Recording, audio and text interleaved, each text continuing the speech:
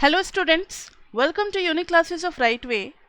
आज के अपने इस वीडियो में जो कि क्लास नंबर होगा क्लास 4 हमने कर लिया है, तो we will do class 5 right now. तो स्टार्ट करते हैं क्लास 5, जिसमें आज हम लोग सीखेंगे क्रॉस मल्टीप्लिकेशन। ये चैप्टर 3 का क्लास 5 है, जिसमें सीखेंगे क्रॉस मल्टीप्लिकेशन मेथड। अभी तक हमने कौन कौन सा मेथड देखा है? ग्राफिकल मेथड देखा है, सब्स्टिट्यूशन मेथड देखा है, एलिमिनेशन देख लिया। 3 मेथड हमारे हो गए हैं। अब आज हम लोग करेंगे cross multiplication method. Cross multiplication method. अब 3 सवाल हम आप लोगों से पूछेंगे जो मैंने पहले पढ़ा रखा है, उसका जवाब देना है आपको। अगर इक्वेशन हमारे पास है a1x प्लस b1y, एक दिन टेबल बनाया था याद होगा, plus c1 is equal to 0, this is first equation. a2x plus b2y plus c2 is equal to 0, ये सेकेंड इक्वेशन है। तो क्या आपको तीनों केसेस याद हैं? केस 1 में मैंने क्या बताया था कि a1 by a2, a1 by a2 अगर b1 बाई b2 के इक्वल नहीं है तो क्या होता था? यूनिक सॉल्यूशन, एक सॉल्यूशन निकल करके आता था। याद है ये वाली कंडीशन? मैंने कहा था कि इस कंडीशन को आपको याद रखना है। उस कंडीशन का यूज़ फिर से आ गया क्रॉस मल्टीप्लिकेशन में, इसका यूज़ होगा। ठीक है, we get a unique solution. Case 2, अगर a1 बाई a2 इक्वल आ जाए b1 बाई b2 के, लेकिन c1 बाई c2 के इक्वल नहीं है, तो इस केस में क्या होगा? नो सॉल्यूशन, क्योंकि इसमें क्या होता था? इंटरसेक्टिंग लाइंस, इसमें क्या हो जाता था? पैरेलल लाइंस, और तीसरे वाले केस में क्या हो जाएगा? Coincident line. यानी तीनों रेशियो सेम हो जाएंगे, a1 by a2, b1 by b2 और c1 बाई c2 सब सेम हो जाएंगे। तो infinite many solution, infinite many solution, यानी वही लाइन और फिर वही दूसरा लाइन, कोइंसिडेंट लाइंस।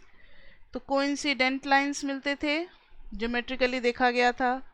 यहाँ पर पैरेलल और यहाँ पर इंटरसेक्टिंग। तो हमें यही तीनों कंडीशंस हर जगह यूज़ करने हैं। मतलब जब भी कोई क्वेश्चन दिया होगा ना, तो पता है सबसे पहला स्टेप यही चेक करना होता है। अगर a1 बाई a2 और b1 बाई b2 इक्वल नहीं आते हैं, तभी हम क्रॉस मल्टीप्लिकेशन मेथड ले सकते हैं। ये 8DE जो भी एडमिट के लिए मांग रहा है, सबको एडमिट कर लेना। हेलो, आज हम लोगों ने चैप्टर 3 में ना क्रॉस मल्टीप्लिकेशन मेथड शुरू किया है। कुछ नए बच्चे आज के क्लास में आ सकते हैं, तो नए बच्चों के लिए ये 3 केसेस हैं, उन्होंने पहले नहीं पढ़ा है, इसकी बैकअप आपको अलग से मिलेगी। आज हम लोग क्रॉस मल्टीप्लिकेशन मेथड कर रहे हैं चैप्टर 3 में, जो कि है 3.4 एक्सरसाइज में, 3.5 में है। तो हम लोग एक्सरसाइज 3.5 के लिए पढ़ रहे हैं। ठीक है, तो यहाँ देखो, ये हो गया एक इक्वेशन ऑफ लाइन, ये हो गया दूसरा equation of line, straight line. नाम नहीं था, कुछ अल्फ़ाबेट्स वगैरह था।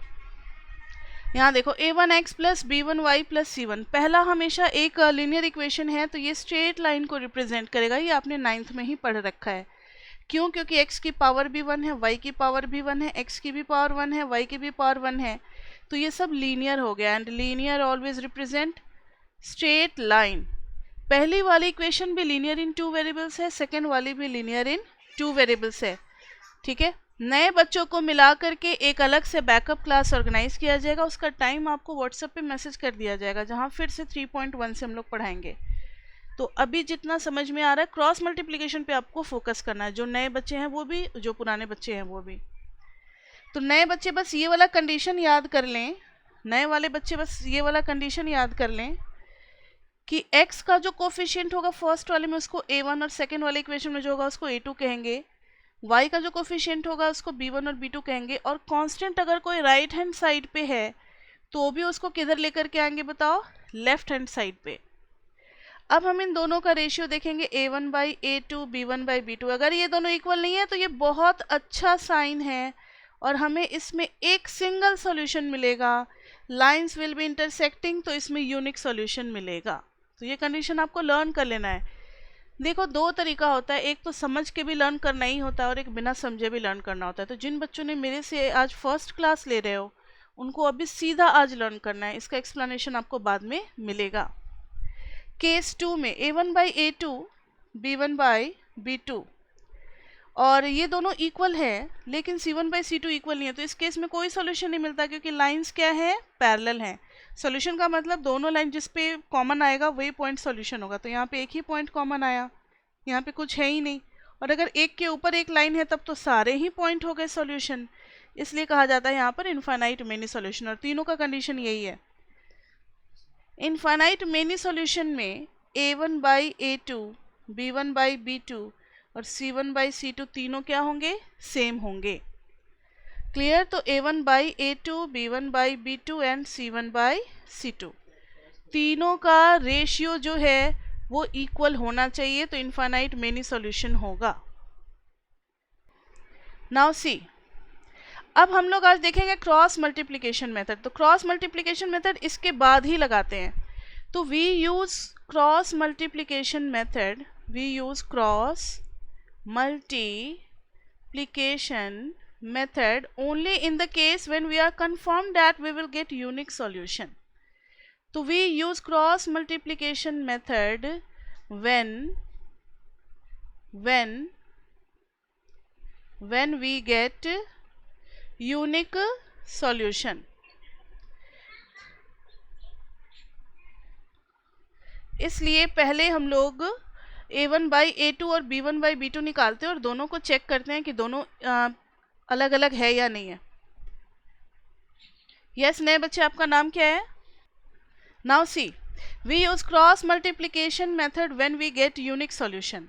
तो चलो यूनिक सॉल्यूशन जब हो जाएगा तभी क्रॉस मल्टीप्लिकेशन मेथड अपनाएंगे। और एक क्वेश्चन में लगाते हैं क्रॉस मल्टीप्लिकेशन मेथड। मान लो हमारे पास क्वेश्चन है, एक क्वेश्चन मैंने आपको दे दिया, 2x plus 3y is equal to 46, 3x plus 5y is equal to 74। तो सबसे पहले इसमें करना क्या होता है कि सारे इक्वेशंस को पहले हमें प्रॉपर वे में एक साइड लाना होता है। तो 2x plus 3y minus 46 is equal to 0, 3x plus 5y minus 74 is equal to 0। अब मुझे ये बताओ कि a1 क्या है, 2, फिर b1 क्या है, 3, c1 क्या है, -46।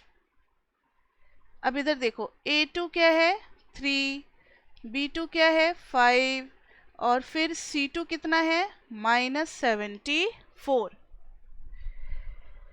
अब देखो जरा, अब आपको एक बता रहे हैं क्रॉस मल्टीप्लिकेशन का मेथड। सबसे पहले ये होने के बाद ना हम कुछ कॉपी करते हैं, जैसे b1, b2, c1, c2, ये तो सही है ना। अब यहाँ पर एक बार और a1 कॉपी करेंगे, एक बार और a2 कॉपी करेंगे। क्रॉस मल्टीप्लिकेशन मेथड बता रहे, बड़े ध्यान से देखो। फिर एक बार और b1 कॉपी करेंगे 3, एक बार और b2 कॉपी करेंगे 5। ठीक है, कॉपी करने के बाद जरा डायरेक्शन देखना क्रॉस मल्टीप्लिकेशन का, इस दिस एक और क्रॉस मल्टीप्लिकेशन बना, एक और क्रॉस मल्टीप्लिकेशन बना। इसके हेडिंग में यहाँ पर आप दे दोगे x, क्योंकि पहला वेरिएबल x है तो यहाँ लिखेंगे x, दूसरा वेरिएबल y है तो यहाँ लिखेंगे y, तीसरा जो है कांस्टेंट है यहाँ पर हमेशा लिखेंगे 1। बात आ रही है समझ में? तो हमेशा a1, b1, c1 यहाँ तक तो आप लिखोगे ही। ये कॉपी करना है a1 और b1, c1 को कॉपी नहीं करते, a1 और b1 को कॉपी करेंगे और फिर 3 क्रॉस बनेंगे। पहले वाले कॉलम को छोड़ देना, जस्ट लिव इट, इसकी ज़रूरत नहीं है, ये तो कॉपी करने में यूज़ हो गया, ख़त्म। अब क्रॉस मल्टीप्लिकेशन कहता है कि आप x के नीचे ये जो है ना, ये this into this minus this into this, यानी इसके साथ लगेगा प्लस और इसके साथ लगेगा माइनस, इसके साथ लगेगा प्लस, इसके साथ लगेगा माइनस, प्लस और माइनस। नहीं समझ में आ रहा? देखो x के नीचे लगाएंगे, अच्छा एक मिनट, मैंने वेरिएबल को ही मल्टीप्लाई कर दिया, मुझे वैल्यूज़ को मल्टीप्लाई करनी थी। ठीक है, एक बार और इसको कॉपी करेंगे तब आएगा ये। ठीक है, अभी नहीं आएगा। तो ऐसे लिखेंगे हम लोग। और क्रॉस मल्टीप्लाई किस तरीके से करना है, जस्ट अ मिनट, बीच में बात हो गया इसलिए ध्यान भटक गया। अब यहाँ पर हमें वैल्यूज़ पुट करनी है, x y 1, सिर्फ वैल्यूज़ डालेंगे। What are the values? 3। What are the values? 5। अब b1 b2 नहीं लिखेंगे। -46 -74, यहाँ पर क्या डाल देंगे? 2 3, और यहाँ पर क्या डाल देंगे? 3 5। समझ में आ गया? अब करेंगे क्रॉस मल्टीप्लिकेशन, तो दिस फिर दिस, फिर एक बार करेंगे दिस दिस, फिर एक बार करेंगे दिस दिस। अब देखना ज़रा, तो इसको हटा ही देते हैं, इससे ज़्यादा अच्छा यही वाला है। अब जब लिखेंगे तो ये आ जाएगा x के नीचे this into this minus this into this. Cross multiplication का यही मतलब है, यानी कि 3 इंटू -74 -5 इंटू -46। समझ में आ रहा है? y के नीचे ये वाला आएगा क्रॉस। थोड़ा सा इसको गैप में लिख दोगे ना तो ज़्यादा अच्छा रहेगा। यहाँ x लिख दो, यहाँ y लिख दो, और इस गैप में क्या लिख दो? 1 लिख दो। y के लिए इसका यूज़ करना है। किसका? -46 इंटू 3, फिर -2 इंटू, ये देखो 2 को किससे मल्टीप्लाई करेंगे? -74 से। ये एक बार समझ गए तो इजी हो जाएगा। फिर 1 के नीचे क्या आएगा? This into this, 2 into 5 -3 into 3, 2 into 5 -3 into 3। उसके बाद से आप कहोगे सबसे इजी यही मेथड है, हर बार यही करना है मुझे। x के नीचे 74 इंटू 3 कितना आएगा? सॉल्व करना पड़ेगा। 74 इंटू 3 और फिर माइनस, ये पूरा सॉल्व करके आएगा 8। मैंने कर रखा है पहले से। y के नीचे आ जाएगा 46 इंटू 3 और -2 इंटू 74, ये आ जाएगा 10 जब आप सॉल्व करोगे। और ये आ जाएगा 1 के नीचे, 5 2 10 और -9 1। अब आपको करना क्या है कि इसको एक बार इसके साथ और इसको एक बार इसके साथ सॉल्व करना है। तो x by 8 is equal to 1, तो इससे हमें x की वैल्यू मिल गई 8। और एक बार y by 10 is equal to 1, तो y की वैल्यू कितनी मिल गई बताओ? 10। समझ में आया कुछ? एक ही अभी मैंने एग्जाम्पल कराया है, समझ में आया? नहीं समझ में आया तो चलो अब थोड़ा इसका नोट लिखवाते हैं ताकि आपको याद रहे कि क्या इसका फॉर्मूला तैयार होगा और किस तरीके से बनेगा। a1x plus b1y plus c1 is equal to 0 is the first equation. a2x plus b2y plus c2 is equal to 0। ठीक है, और पहले हम लोग ना हमेशा कंडीशन चेक करते हैं, एक कंडीशन चेक करते हैं। यहाँ पर भी a1 बाई a2 कितना आया था? 2/3। b1 बाई b2 कितना आया था? 3/5। तो a1 by a2 is not equal to b1 by b2, hence solution exist. तब हमने क्रॉस मल्टीप्लाई लगाने का सोचा था। तो एक एग्जाम्पल के बाद थ्योरी करा रहे हैं और फिर अच्छे से एग्जाम्पल कराएंगे तो ज़्यादा क्लियर होगा। तो यहाँ ध्यान दो, क्रॉस मल्टीप्लिकेशन सिर्फ तभी लगता है जब a1 by a2 is not equal to b1 by b2। अब देखो क्रॉस मल्टीप्लिकेशन में हम लोग लिखते क्या है? a1 a2 b1 b2 c1 c2, फिर इन दोनों को कॉपी कर देते हैं उसके बाद ही a1 a2 b1 b2। Clear? पहले रो को छोड़ दिया, लिव इट। अब क्रॉस मल्टीप्लाई करेंगे तो दिस माइनस दिस प्रोडक्ट, फिर इन दोनों के प्रोडक्ट में से इन दोनों का प्रोडक्ट, फिर इन दोनों के प्रोडक्ट में से इन दोनों का प्रोडक्ट, और इस दोनों के बीच में जो गैप है वहाँ लिखेंगे x। इन दोनों के बीच में गैप है y, इन दोनों के बीच में जो गैप है वहाँ पे 1। अगर ये कुछ होता अल्फ़ा बीटा और कुछ होता तो यहाँ पर अल्फ़ा लिखते, यहाँ पर बीटा लिखते। वेरिएबल जो है नेम वही यूज़ करेंगे। अब क्रॉस मल्टीप्लिकेशन कहता है कि x के नीचे आप डाल दोगे b1 into c2, this into this minus this into this, तो b1 c2 minus b2 c1। y के नीचे क्या डाल दोगे? y के नीचे डाल दोगे c1 a2 minus a1 c2, तो c1 a2 minus a1 c2 is equal to 1 upon this product minus this product, तो a1 b2 minus b1 a2 cross multiplication में। अब हमेशा की तरह फर्स्ट को किसके साथ सॉल्व करोगे? लास्ट के साथ। और फिर सेकंड को भी किसके साथ सॉल्व करोगे? लास्ट के साथ।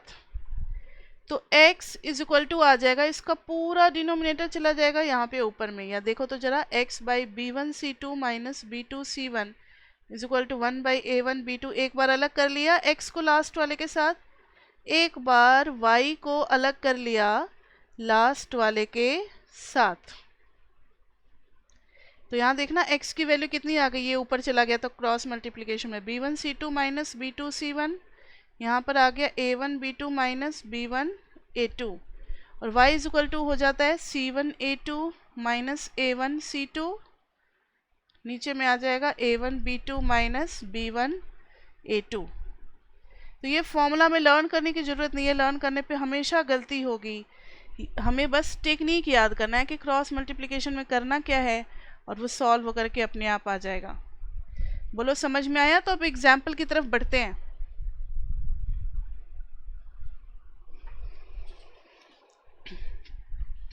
ठीक है, कोई डाउट नहीं? तो अब आप अपने बुक में निकालो page number 57, page number 57। Page number 57 पे आपको एग्जाम्पल मिलेगा, cost of 5 oranges and 3 apples is ₹35। दे रखा है कितना बताओ? 35। And cost of 2 oranges and 4 apples is ₹28। तो find the cost of an orange and apple. तो let cost of an orange and an apple be x and y। Question समझ में आ गया? हमें दो बिल दिए हुए हैं कि किसी पर्सन ने 5 ऑरेंजेस लिए और 3 एप्पल्स लिए, तो उसने पे किया 35।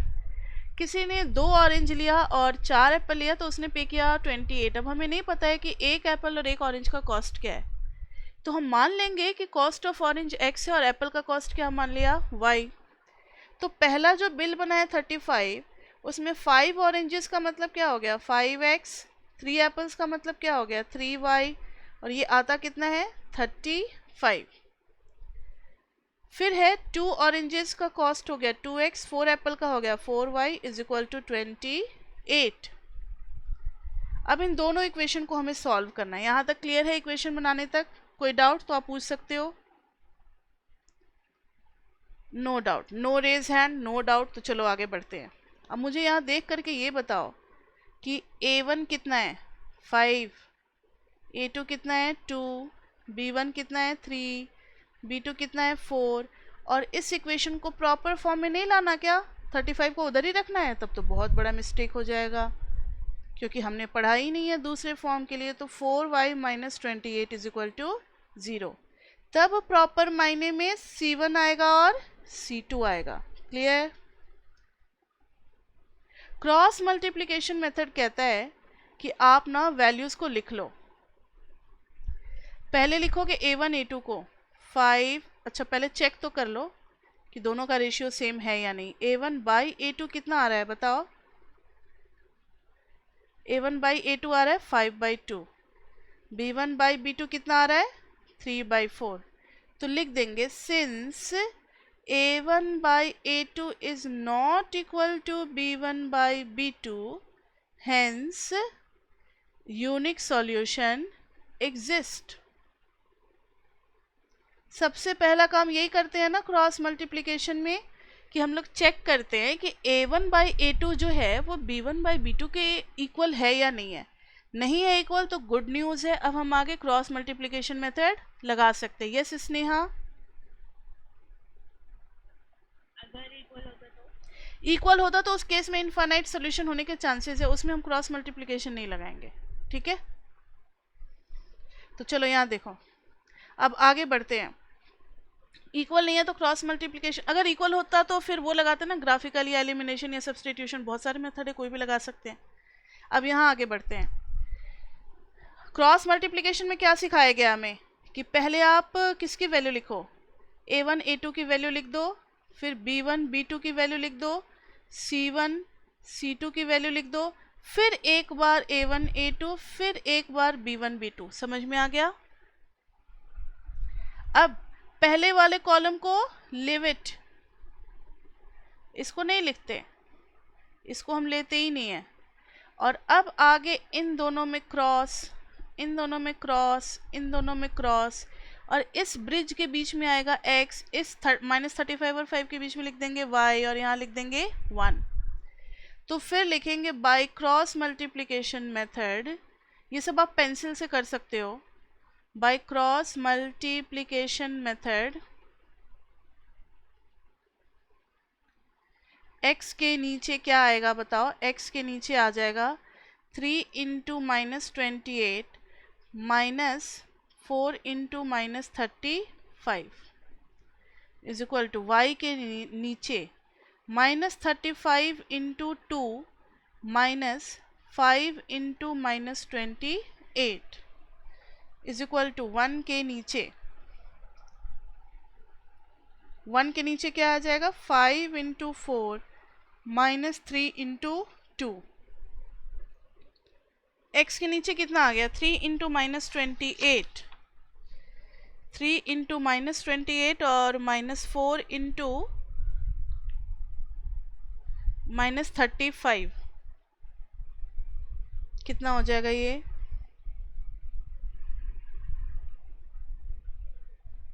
ये हो जाएगा x इज इक्वल टू, चलो सॉल्व कर लेते हैं, कोई दिक्कत नहीं है। 28 × 3 कितना हो जाएगा? 8 3 जा 24, 3 2 जा 6 और 2 8 माइनस, और 35 2 जा 70 और 140, तो 140 प्लस हो गया। 140 में से 84 गया तो 10 में से 4 गया 6, 13 में से 8 गया तो 5, तो ये आ गया 56। x upon 56 is equal to y upon, ये कितना आ गया बताओ?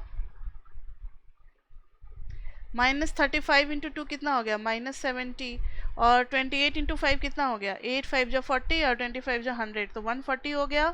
तो प्लस 140, 140 में से 70 गया तो 70, और 1 अपॉन 5 4 जा 20, 20 में से 6 गया तो 14। हाँ, अब फर्स्ट को लास्ट वाले के साथ और इसको इसके साथ, क्योंकि तीनों इक्वल है, तो x/56 इज इक्वल टू 1/14 करेंगे, और फिर एक बार y upon 70 is equal to 1/14 करेंगे। तो x इज इक्वल टू क्या आ जाएगा? 56 उधर जाएगा by 4, y is equal to 70/14, तो 14 से ये 5 टाइम्स गया, ये 14 से 4 टाइम्स गया, तो x इज इक्वल टू 4, और यहाँ y इज इक्वल टू 5 आ गई वैल्यू। तो x is equal to 4 and y is equal to 5। अगर आपको वेरीफाई करना हो तो आप क्या करोगे? आप इस इक्वेशन में डाल करके चेक करोगे कि सही है या नहीं। तो x4 आया है और y5 आया, जरा डालना है इसमें। x4 डालेंगे तो 5 4 जा 20, y5 आया तो 5 3 जा 15, तो 20 और 15 35 माइनस 35 0, सही है। तो ये आपको करके दिखलाना होगा वेरिफिकेशन वाला पार्ट। तो इसको अगर मान लेते हैं 1 और 2, तो वेरिफिकेशन के लिए आपको क्या करना होगा? वेरिफिकेशन के लिए you have to satisfy show करना पड़ेगा, satisfy 1 and 2 with obtained x and y, with obtained x and y। तो आई होप कि आपको क्रॉस मल्टीप्लिकेशन समझ में आ गया होगा और इक्वेशन बनाना तो आपको आता ही है। अब हम लोग आते हैं एग्जाम्पल 14 तो मैंने करा दिया था, 15 और 16 करते हैं।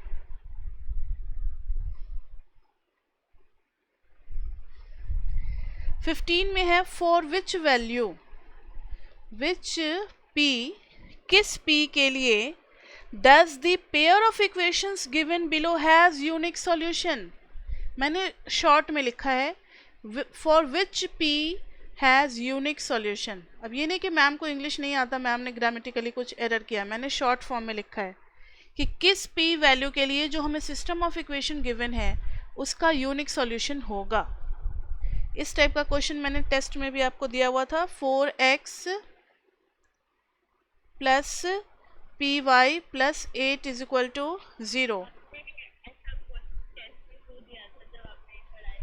नहीं, क्यों नहीं, हर चीज़ को यहाँ पे हम लोग 3-4 मेथड से पढ़ रहे हैं, ये 3-4 मेथड से पढ़े हैं। वहाँ पे भी दिया तो तुम लोगों ने कर तो लिया ही क्वेश्चन, कोई दिक्कत नहीं है, क्योंकि तीनों केसेस तो मैंने पढ़ा दिए थे, a1/a2 b1/b2, वही यहाँ भी करेंगे।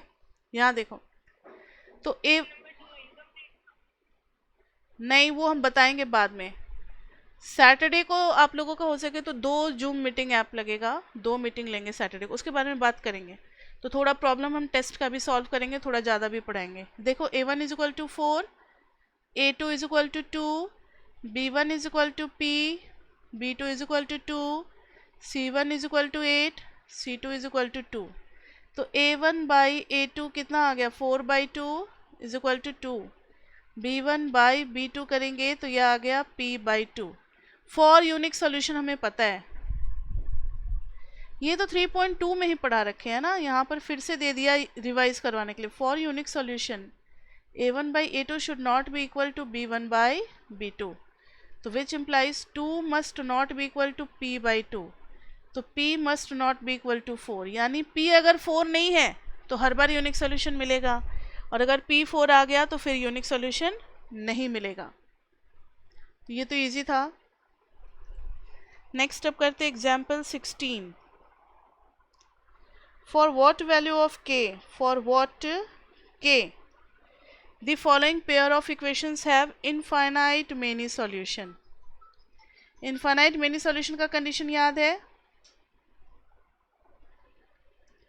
kx plus 3y minus k minus 3 is equal to 0, 12x plus ky minus k is equal to 0। तो फॉर इनफाइनाइट सॉल्यूशन तीनों सेम होने चाहिए, बिल्कुल सेम। a1/a2 कितना आ गया, k/12, b1/b2 कितना आ गया बताओ, 3/k, c1/c2 कितना आ गया, minus k minus 3 upon minus k, ये कैंसिल। अब अगर आप देखो तो for infinite solution, for infinite solution तीनों सेम होने चाहिए। a1/a2 must be equal to b1/b2 and must be equal to c1/c2। तो k/12 must be equal to 3/k must be equal to k minus 3 upon k। अब देखना जरा, पहले दोनों को सॉल्व करेंगे या ठीक है, पहले दोनों को ही सॉल्व कर लो, इन दोनों को, फिर एक बार इसके साथ कर लेंगे। तो क्या आ जाएगा, पहले दोनों को लेंगे तो k² इज इक्वल टू 36। तो k के 2 कैंडिडेट आ रहे हैं, अब कन्फ्यूज हो गए हम, कोई बात नहीं, अब दूसरा ले लो। तो 3k is equal to k² minus 3, तो k², अभी तो क्वाड्रेटिक इक्वेशन आपने नहीं पढ़ा है ना, लेकिन मिडिल टर्म स्प्लिट आता है, ठीक है, कोई बात नहीं है, इज इक्वल टू 0। तो यहाँ से हम लोग सॉल्व करेंगे, या इधर से 2 ऑप्शन है ना, दोनों को इसमें पुट करके देखो। At k is equal to 6 क्या सही है या नहीं, तो 6 का स्क्वायर 36 माइनस 18 माइनस 3, क्या 0 आ रहा है, नहीं आ रहा। फिर at k is equal to minus 6, देखना माइनस 6 करेंगे तो 36 और प्लस 18 -3 आ ही नहीं रहा, आ ही नहीं रहा इसमें।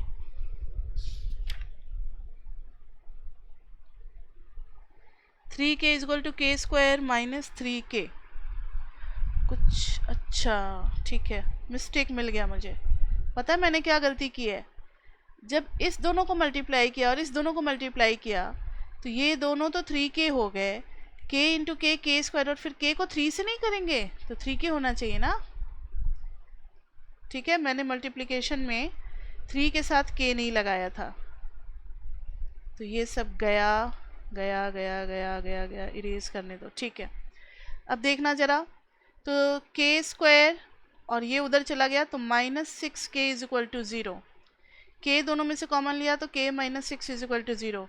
तो इस इक्वेशन से k 0 या 6 आ रहा है और इधर से +-6 आ रहा है, तो कॉमन k इज व्हाट, यानी जब k इज इक्वल टू 6 होगा तो it will have infinite number of solutions. तो यही इतना है एक्सरसाइज 3.5 में। तो होमवर्क में अब आपको एक्सरसाइज 3.5 कर लेना है, जिसमें क्वेश्चंस कितने हैं, कम हैं, सिर्फ 4 क्वेश्चन हैं, चारों में इक्वेशंस बनाने हैं। डिफरेंट टाइप्स के लैंग्वेजेस होंगे, थोड़े टफ इक्वेशंस बनाने और उनको सॉल्व करना है क्रॉस मल्टीप्लिकेशन मेथड से, और नेचर ऑफ सोल्यूशन बताना है कि होगा या इनफाइनाइट मेनी सोल्यूशन होगा। ठीक है, तो ये वाला आपको कर लेना है। और एक और है equation reducible to a pair of linear equation, तो वो हम लोग नेक्स्ट क्लास में करेंगे।